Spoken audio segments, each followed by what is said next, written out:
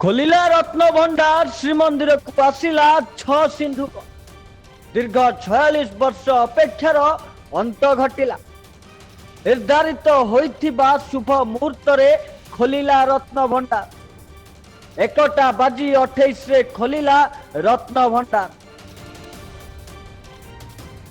रत्न भंडार रक्षक लोकनाथ को पूजा करी भीतर को कले प्रवेश। जस्टिस विश्वनाथ रथक अध्यक्ष 15 जनिया टीम रत्न भंडार को प्रवेश करिसंती। प्रथमे बाहर रत्न भंडार प्रवेश कले टीम परे भीतर रत्न भंडार चाबी खोलिबा पई चलीछि उद्यम।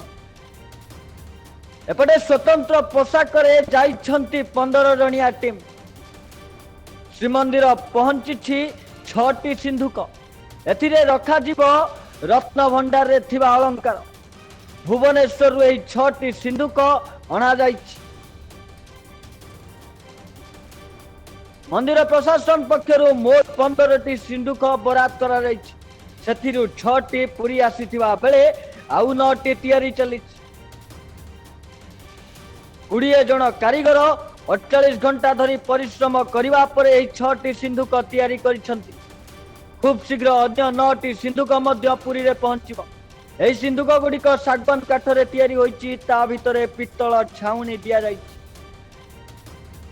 Bureau report news alert 24x7 news.